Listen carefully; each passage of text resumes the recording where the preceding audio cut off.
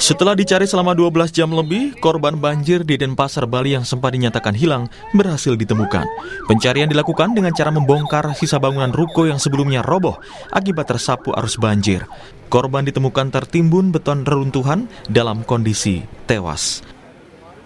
Upaya kami dari pagi hari sudah menemukan hasil pada malam hari ini.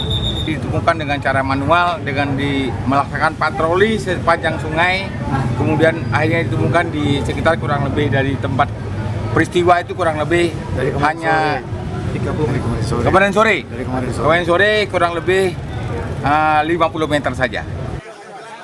Tidak hanya itu, seorang pedagang di Gianyar, Bali juga ditemukan tewas di rumpun bambu tepi sungai. Sebelumnya, korban dilaporkan hilang terseret banjir ketika melintas di Jalan Raya Pasekan, Batu Bulan, Gianyar pada Rabu pagi. Kepala BNPB Legend Suaryanto saat mengunjungi posko pengungsian bilang 14 orang tewas akibat bencana banjir di Bali. Dalam status tanggap darurat, BNPB fokus mencari korban hilang dan melakukan pembersihan material banjir. Yang meninggal per hari ini jadi 14. Pak, itu seluruh Bali, Pak, ya? Seluruh Bali 14 orang. Ya. Ada yang masih dicari, Pak? Ini ada 2 orang yang masih dicari. Ya. Itu hari ini bisa selesai. Ya, kita nggak ngerti yang di mana, yang mudah-mudahan di sekitaran Pasar Badung itu. Ya. Itu di mana, Pak? Pemukiman. Ya, kayak tadi malam kan ada 3 itu prediksi katanya ketarik di bawah, berarti dicari ketemu. Puluhan warga juga terpaksa masih bertahan di pengungsian, terutama wanita dan anak-anak. Selain kebutuhan pokok, mereka juga mengaku membutuhkan keperluan bayi. Banjir besar yang terjadi di Bali ini juga mengganggu kegiatan belajar mengajar di sekolah.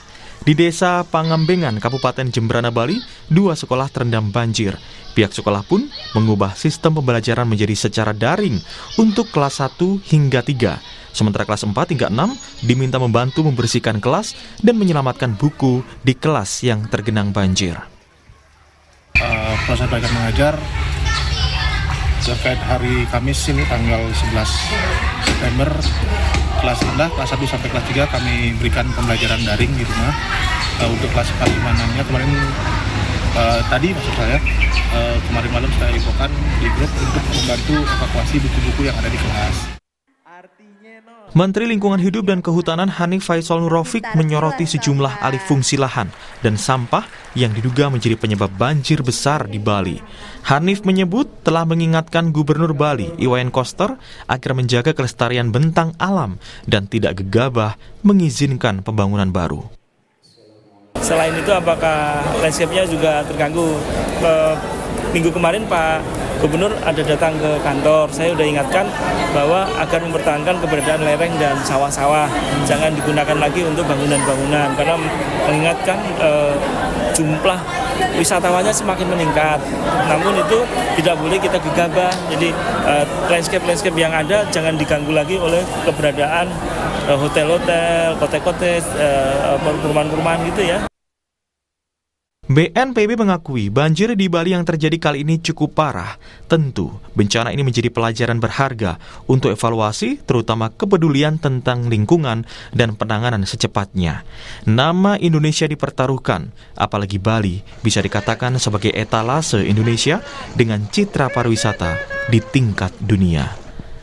Tim Liputan, Kompas TV. Banjir yang merendam Bali tahun 2025 ini bisa dikatakan yang cukup parah. Tidak hanya menimbulkan korban jiwa, banjir kali ini juga merusak bangunan serta fasilitas umum. Tentu ini harus menjadi perhatian serius bagi pemerintah. Apalagi Bali sudah terkenal dengan citra pariwisata di mata dunia. Menteri Lingkungan Hidup menyoroti soal alih fungsi lahan untuk pembangunan dan sampah yang diduga menjadi penyebab banjir. Benarkah demikian, saudara? Kita akan membahasnya bersama dengan sejumlah narasumber yang sudah hadir melalui sambungan daring. Sudah ada Made Krisna Dinata, Direktur Eksekutif Wahana Lingkungan Hidup atau WALHI Bali. Kemudian ada Inengah Senantare, anggota DPR RI fraksi Nasdem Dapil Bali, dan juga Abdul Muhari, Kapus Datinkom Kebencanaan BNPB. Dan kami juga sudah berusaha, saudara, untuk mengundang jajaran Pemprov Bali, namun hingga saat ini belum mendapatkan respon. Selamat pagi, Bapak-Bapak. Selamat pagi. Baik, saya ke Pak Aam terlebih dahulu terkait dengan update jumlah korban. Pak Aam, seperti apa untuk pagi hari ini? Berapa yang meninggal dunia, kemudian apa masih ada korban yang dicari? Baik, per pagi ini data yang kami rekap tadi malam pukul 22.00 waktu Indonesia Tengah, itu untuk korban jiwa yang sudah ditemukan jasadnya oleh tim SAR di lapangan berjumlah 18 orang, dan masih ada 2 orang yang dalam pencarian atas nama Ibu Made Suwitri dan Bapak Amin Suwandi. Jadi masih ada 2 orang yang akan dilanjutkan proses pencarian oleh tim SAR di hari ini. Untuk personil sendiri yang turun di lapangan lebih kurang 125 personil tim SAR, alat perangkat, sumber daya semuanya sudah tersedia di lapangan. Kita harapkan cuaca juga sebaik kemarin supaya operasi pencarian hari ini bisa berjalan lebih optimal, Mas Bisma. Oke, kalau untuk titik banjirnya Pak Aam, untuk hari ini di mana saja yang masih terendam? Kalau untuk titik banjir, hampir semua titik yang 124 itu sudah surut ya. Terakhir tadi malam itu untuk pemompaan basement di Pasar Badung itu juga sudah selesai dilakukan. Jadi mengikuti tren cuaca yang oleh prediksi BMKG disebutkan sampai seminggu ke depan insya Allah akan cerah. Ini membuat pekerjaan tim di lapangan baik itu SAR maupun upaya pembersihan daerah-daerah terdampak. Khusus untuk pembersihan ini ada 3 SSK personil TNI sekitar 330 orang yang membantu masyarakat di lapangan untuk operasi pembersihan ini bisa berjalan optimal karena dukungan cuaca juga sudah lebih baik. Oke, baik. Kemudian kalau sudah semuanya dikatakan surut seperti itu Pak Aam, untuk pengungsi apakah mereka sudah kembali semua ke rumah masing-masing atau masih ada titik pengungsian yang masih dipadati oleh pengungsi saat ini? Untuk titik pengungsian sebagian besar masyarakat sudah kembali ke rumah masing-masing. Jadi kemarin pagi kami bersama Kepala BNPB meninjau beberapa titik pengungsian di Denpasar, di Banjaruduk, dan Tepati. Itu setengah dari pengungsi yang sebelumnya ada di titik tersebut sudah kembali ke rumah masing-masing, dan memang pengungsian ini kita arahkan cuma maksimal 3 hingga 4 kali 24 jam sehingga masyarakat kita harapkan bisa kembali ke rumah masing-masing seiring dengan cuaca sudah baik, kemudian air sudah surut supaya kemudian ekonomi serta. Oke, baik. Sebelum saya ke narasumber lainnya, Pak Aam, saya ingin tanyakan terkait dengan titik banjir yang ada di Bali. Ini kan tadi Anda katakan ada sekitar 124. Nah, ini apakah memang semua dari 124 titik ini ada di daerah aliran Sungai Badung atau Tukat Badung?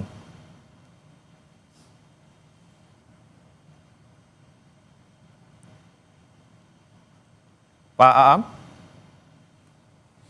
Oke. Baik, kita akan nanti coba tanyakan lagi ke Pak Aam. Saya mau ke Bli Krisna terlebih dahulu. Bli, terkait dengan penyebab banjir yang terjadi di Bali. Ini kan dari pihak pemerintah Provinsi Bali, khususnya Gubernur Bali, bilang ini bukan karena alih fungsi lahan. Kalau Anda melihatnya seperti apa, Bli Krisna? Ya, menanggapi banjir tahun ini, kan dalam kami populasi. Jadi Bali ini adalah sebuah pulau yang sejatuh dan lagi dari lingkungan Bali ini bertahan sebentar. Ya, Bli Krisna, mohon maaf untuk audionya masih kurang jelas, Bli Krisna. Mungkin coba diperbaiki oleh tim terlebih dahulu, Bli Krisna. Sebelum ke Anda lagi, nanti saya ke Pak Nengah dulu. Pak Nengah, Anda melihatnya apakah juga satu pendapat mungkin dengan pemerintah Provinsi Bali yang melihat bahwa penyebab dari banjir Bali ini ya bukan karena alih fungsi lahan? Baik, terima kasih. Pertama, saya sebagai anggota DPR RI Dapil Bali mengucapkan bela sungkawa yang sedalam-dalamnya untuk keluarga korban yang terupdate pada saat ini itu hampir 18 orang meninggal dunia. Semoga almarhum dan almarhumah mendapat tempat terbaik di sisinya. Dan keluarga tentu tabah menerima cobaan ini. Nah, banjir di Bali ini memunculkan beberapa kerugian. Kerugian pertama tentu kerugian ekonomi.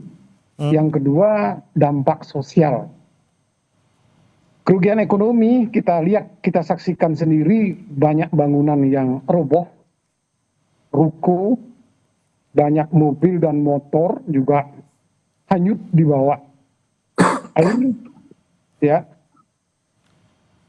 Banyak sawah dan tanah sudah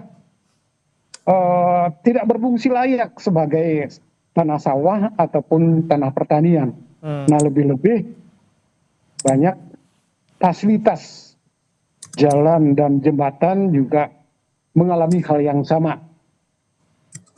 Menurut pandangan saya, banjir bandang ini kontribusinya paling banyak disebabkan oleh adanya alih fungsi lahan. Alih fungsi lahan ini terjadi karena masifnya pembangunan untuk mendukung pariwisata. Yang kita tahu Bali kan terkenal dengan pariwisatanya. Nah, pariwisata itu sendiri memerlukan sarana dan prasarana berupa bangunan, baik untuk hotel, untuk villa, untuk guest house, untuk restoran, dan lain sebagainya. Nah, lebih-lebih sarana penunjang daripada properti itu ada yang namanya tenaga kerja. Tenaga kerja itu sendiri pun memerlukan tempat tinggal, memerlukan rumah, lagi-lagi memerlukan banyak alih fungsi lahan. Nah, dengan alih fungsi lahan yang begitu masif di Bali, itu memberikan faktor dominan penyebab terjadinya banjir bandang di Bali. Kita tahu dengan adanya pembangunan yang begitu masif, lahan-lahan yang dulunya lahan hijau, ya, baik di kawasan Bali, daerah Gianyar, Badung juga, termasuk Denpasar dan Tabanan, mengalami hal yang sama. Dan sebagai contoh nyata sekarang, justru terjadinya di daerah-daerah pariwisata. Badung, ya, dampaknya luar biasa. Jadi, sekali lagi saya tekankan, yang megang peranan penting akibat alih fungsi lahan. Dan contoh yang nyata sekarang, ini merupakan peringatan dini buat pimpinan Bali, provinsi, kabupaten, kota. Kita lihat sekarang secara kenyataan, dari jalurnya Kesiman, Kertelangu, menuju daerah Sanur, yang kita kenal dengan namanya Jalan Murah Rai, kanan kiri dulunya itu adalah kawasan jalur hijau. Papan jalur hijaunya begitu besar terpampang di sana. Tapi apa yang terjadi sekarang? Kita lihat, kita saksikan, ya, sudah beralih fungsi menjadi beton-beton bangunan. Ya. Nah, apakah alih fungsi ini sudah mengikuti aturan yang benar atau enggak? Yang saya tahu, kalau jalur hijau dengan kepentingan tertentu, boleh saja dirubah. Yang penting ada kompensasinya, ada penggantinya. Biasanya 1:3. Satu kawasan, katakanlah 100 meter persegi, kawasan itu dirubah dari jalur hijau menjadi jalur bisnis, baik villa, restoran, perdagangan, harus mendapat pengganti 3 kali lipat di daerah lain, di kawasan yang sama. Tidak boleh nanti membebaskan jalur hijau di Denpasar, terus dirubah, ditukar jalur hijaunya ada di Buleleng. Tidak boleh seperti itu. Baik. Yang kedua, ada juga jalur Hang Tuah. Ini peringatan juga buat Pak Wali Kota. Ya, jalur Hang Tuah juga sama. Dulunya itu jalur hijau, ada perkebunan, usaha kebun, usaha tanaman di sana. Sekarang sudah berdiri kafe-kafe, Pak. Dan ini yang kedua, lagi-lagi poinnya Pak Nengah adalah terkait dengan alih fungsi lahan yang kemudian menggerus gitu ya ruang terbuka hijau yang seharusnya menjadi daerah yang bisa menyangga lingkungan di sana. Tapi saya mau konfirmasi ke Bli Krishna dari Walhi. Bli Krishna, temuan Anda samakah seperti yang disampaikan oleh Pak Nengah? Iya, audionya udah stabil. Ya, dicoba mungkin boleh Bli Krishna. Cek. Ya, Halo, silakan. cek. Ya, silakan dicoba Bli untuk bicara. Iya, sebenarnya ini kan bencana 2025 ini kan sebenarnya menurut kacamata kami ini akumulasi ya, di mana hal serupa sebenarnya udah pernah terjadi. Yang pertama itu 2021, yang kedua 2022, yang dimana dalam catatan kami itu hampir semua kabupaten juga tertimpa bencana, baik itu banjir dan juga longsor. Dan hari ini itu yang dimana hujan yang hanya sehari itu mampu memporak-porandakan satu kawasan yang sangat krusial namanya dan pasar kayak itu. Dan tentu dalam kacamata kami faktor pertama itu adalah alih fungsi lahan. Jadi degradasi lingkungan yang ditandai dengan alih fungsi lahan itu kan khususnya kita menyoroti banyaknya lahan pertanian yang beralih fungsi jadi bangunan gitu ya. Kita meng-capture sebuah kawasan yakni kawasan Sarbagita namanya kalau di Bali. Itu Denpasar, Badung, Gianyar, dan Tabanan. Kenapa kita sorot ini? Ini adalah tempat memang tingkat pembangunannya atau tekanan pembangunannya itu sangat tinggi. Bahkan kalau dalam beberapa temuan kami yang kami komparasikan dalam berbagai dokumen resmi dan juga jurnal penelitian, itu kota Denpasar itu mengalami penurunan luasan kawasan sawah itu sebanyak 784 hektar. 6,23% dari luas wilayahnya. Punten, Bli Krishna, diulangi untuk datanya tadi kurang jelas. Datanya untuk di Denpasar berkurang berapa? Di Denpasar kurang 184,67 hektar. 187 hektar. 784 hektar. Oke, itu berapa persen, Bli Krishna? 84 hektar. Dalam rentang 2018 hingga 2023. Dan untuk Kabupaten Bali sendiri, itu 1.900 hektar. Kabupaten Gianyar 1.276,97 hektar. Serta lahan terbesar ada di Kabupaten Tabanan itu seluas 2.676,61 hektar. Oke. Kemudian kita menyoroti terkait dengan alih fungsi lahan ini, utamanya lahan pertanian sawah menjadi bangunan. Apa? Sebenarnya sawah itu juga salah satu kesatuan ekosistem yang untuk membantu sistem hidrologis alami di Bali. Oke. Saya kutip surat pakar yang mengatakan bahwa hektar sawah itu mampu menampung 3.000 ton air. Tinggi air itu 7 cm. Oke. Nah, hasil ketika Baik. Untuk kemungkinan bencana yang kita lihat paling pertama itu adalah banjir seperti itu. Oke, Bli Krishna, tadi beberapa daerah di kawasan Sarbagita gitu ya, itu banyak sekali yang kemudian beralih fungsi, lahan pertanian menjadi bangunan. Kemudian nanti saya akan tanyakan ke Pak Aam bagaimana kemudian perkembangan dari bencana tahun 2021, 2022 sampai dengan tahun ini kenapa kemudian menjadi yang paling parah. Tapi sesaat lagi saudara tetap bersama kami di Sapa Indonesia Pagi.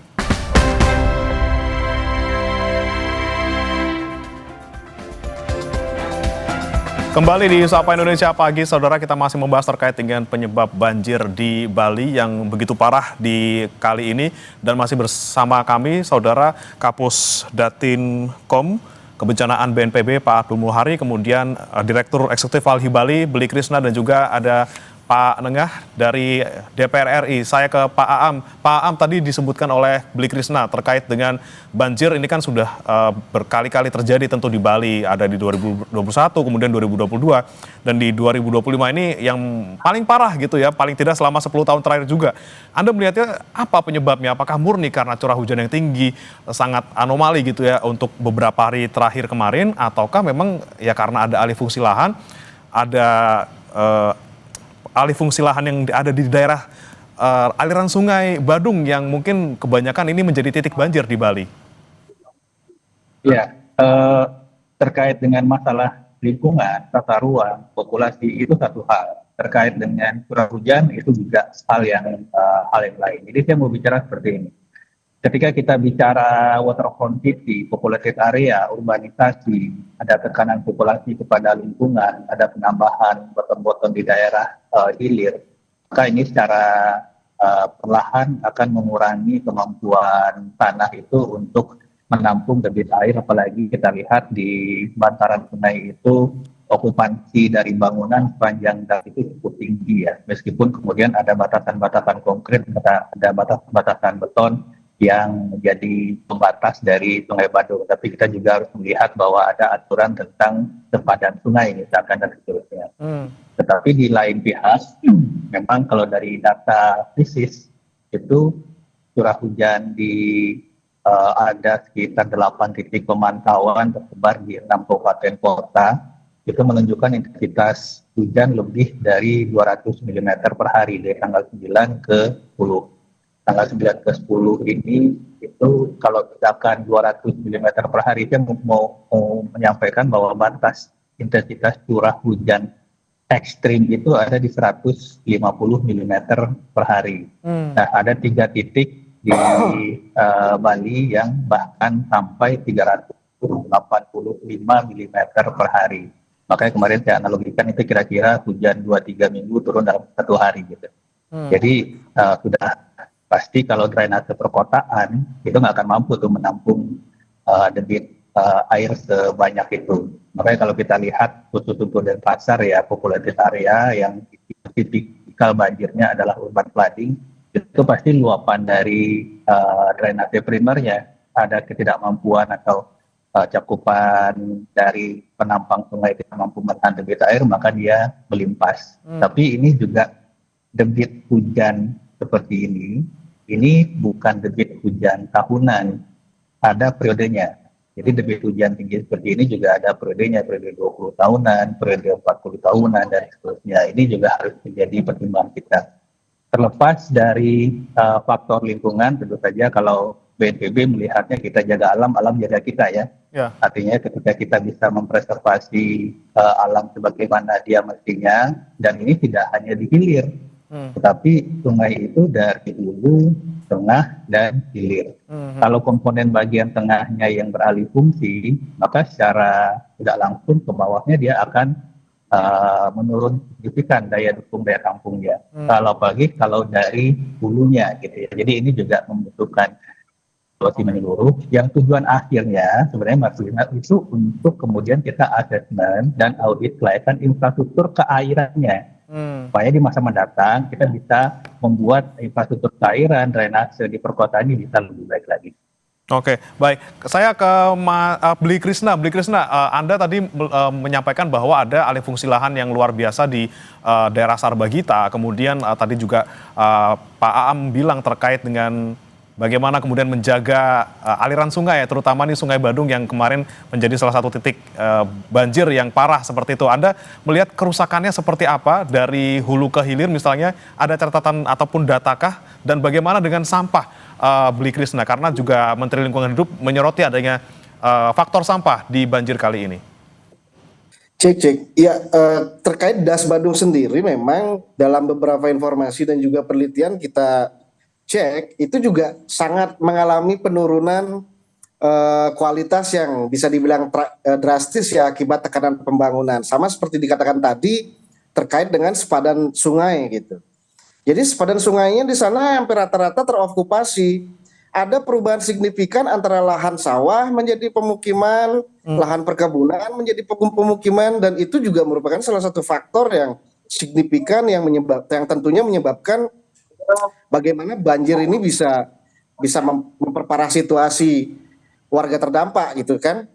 Itu yang pertama. Lalu kedua, masalah sampah kemudian ya saya pikir dari kemarin terlebih pasca ditutupnya TPA regional Sarbagita, ini adalah salah satu bukti jika masalah sampah itu makin krusial ternyata seperti itu. Yang dimana ini adalah dampak turunan dari gagalnya tata kelola lingkungan gitu di Bali, yang menyebabkan kita dipertemukan oleh salah satu momentum yang hari ini bernama banjir pada 10 September ini seperti itu. Jadi ini merupakan salah satu kritik nyata sebenarnya dari alam kepada kepentingan pemangku pemerintahan, yang dimana Bali mesti tegas dalam penerapan tata ruang. Karena sampai detik ini dalam catatan kami penerapan tata ruang itu belum tegas dan belum serius dilakukan. Seperti itu. Begitu pula selanjutnya terkait dengan masifnya pembangunan, utamanya akomodasi pariwisata ya. Sampai detik ini kami juga masih mendapati di mana pembangunan itu nafasnya emang satu mengalihfungsikan lahan, kedua melabrak sepadan pantai, ketiga melabrak sepadan sungai, bahkan didirikan di kawasan rawan bencana sendiri, kayak gitu.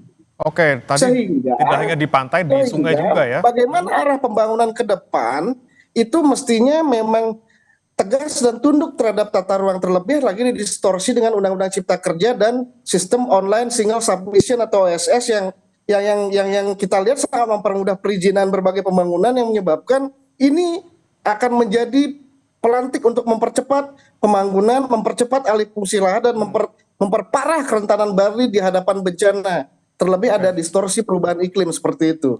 Oke, bagaimana nih Pak Nengah terkait dengan mungkin semakin mudah izin didapatkan, kemudian juga ada dalam tanda kutip ini nafsu untuk bisa membuat pariwisata semakin maju, manfaat ekonominya semakin besar, tapi lagi-lagi lingkungan yang dikorbankan sampai terjadi banjir.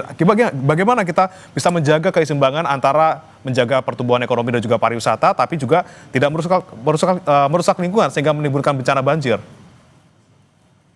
Ya, baik. Sebenarnya regulasinya sudah sangat jelas ada ya.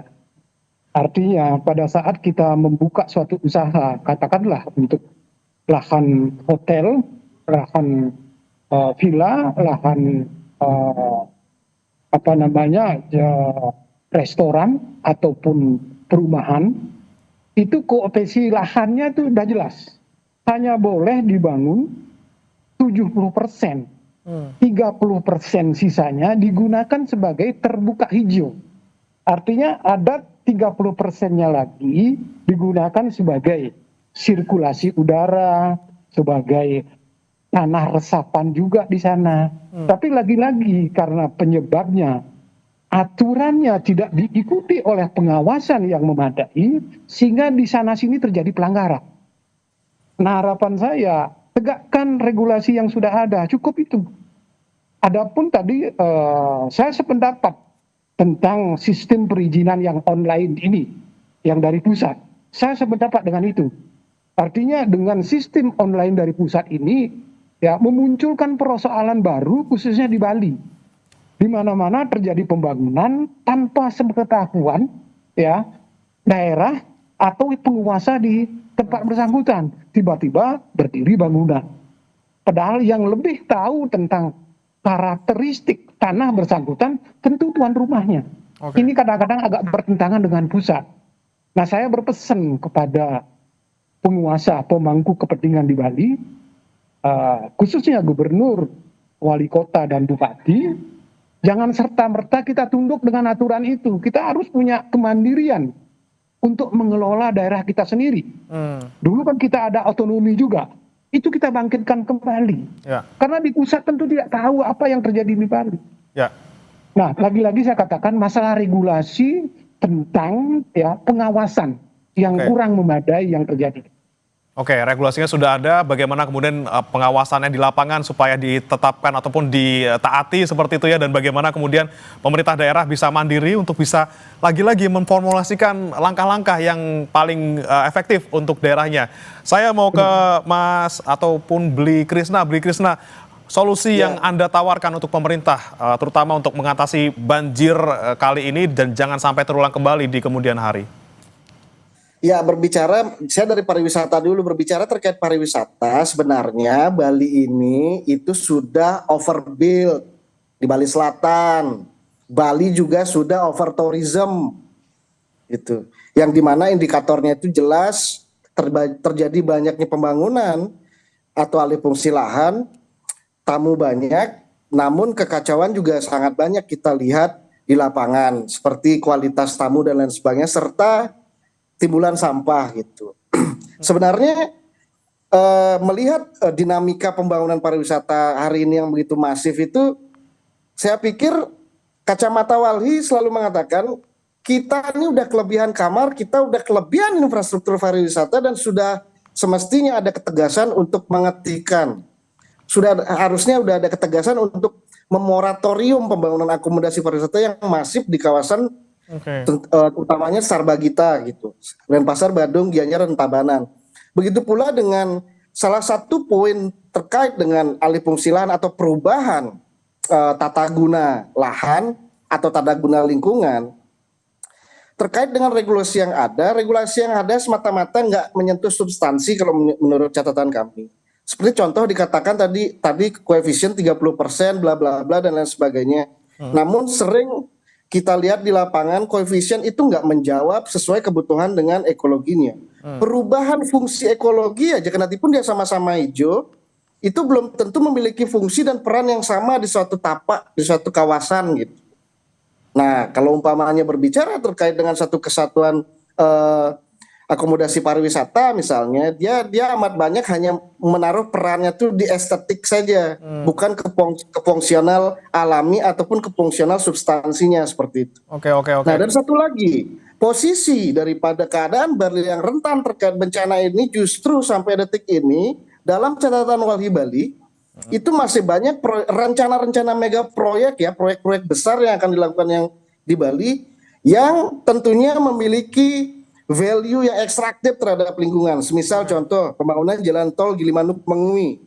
Dia sedikit tidaknya akan melabrak 480,54 hektar lahan sawah pertanian produktif sedari Badung sampai Jembrane gitu. Belum lagi ada pembangunan strategis kawasan pengembangan Pelabuhan Sangsit di Buleleng yang dalam temuan kami akan melabrak sedikit tidaknya 6 hektar lahan sawah produktif, bahkan lahan sawah tersebut terkonfirmasi LSD atau lahan sawah dilindungi. Ya. Jadi saya pikir bagaimana rencana-rencana pembangunan mega proyek yang mengatasnamakan penunjang pariwisata, yang mengatasnamakan infrastruktur untuk publik justru dibangun dari dasar fondasi di mana proyek-proyek ini akan lebih mendekatkan Bali terhadap kerentanan terhadap bencana ke depannya dan juga bersifat ekstraktif terhadap lingkungan seperti itu. Oke, terakhir saya mau ke Pak Nengah lagi, singkat saja. Pak Nengah, tadi ada poin-poin yang saya tangkap, ada moratorium akomodasi, pembangunan akomodasi di wilayah wisata, kemudian ada juga tadi sorotan soal mega proyek. Apa saran Anda untuk pemerintah, Pak Nengah? Saran saya utama, tegakkan aturan. Ya, pertama, harus itu. Yang kedua, memang kita pahami pariwisata Bali bertumpu di adalah Sarbagita. Kita paham itu semua. Karena investor pun ya tidak mungkin akan menanamkan modalnya di daerah-daerah yang sulit untuk akomodasinya. Artinya sulit sarana dan prasarananya. Kita harus paham itu juga. Yang kedua, perlu adanya pemerataan. Nah, untuk membuat pemerataan tentu harus dipersiapkan sarana dan prasarana jalannya. Kayak tadi saya barangkali agak sedikit berbeda dengan apa yang dikatakan Walhi tadi. Tentang pembangunan jalan tol dari Mengui ke arah negara. Itu salah satu jalan juga untuk membuat pemerataan pembangunan. Dengan begitu nanti alih fungsi yang ada di Sarbagita bisa dikurangi. Memunculkan daerah baru di Jembrana contohnya, nanti ada juga di Bali Utara Buleleng, bahkan ada juga nanti di daerah Karangasem. Itu sebuah pemerataan dari sisi ekonomi juga untuk mengurangi beban ya alih fungsi lahan yang ada di Sarbagita. Oke, pemerataan pembangunan ya yang bisa kita soroti juga, kemudian jangan sampai bebannya hanya di Sarbagita, dan semoga banjir ini yang tidak kita inginkan ini menjadi cambuk bagi pemerintah Provinsi Bali untuk bagaimana menjaga keseimbangan antara menjaga pariwisata dan juga menjaga lingkungan supaya lagi-lagi jangan terjadi hal serupa di kemudian hari. Terima kasih Bli Krisna Dinata dari Walhi Bali, kemudian ada juga Pak Inengah Senantara, anggota DPR RI dari fraksi Nasdem Dapil Bali, dan sebelumnya ada Pak Abdul Muhari dari BNPB. Terima kasih telah bergabung bersama kami di Sapa Indonesia Pagi. Selamat pagi Bapak-Bapak.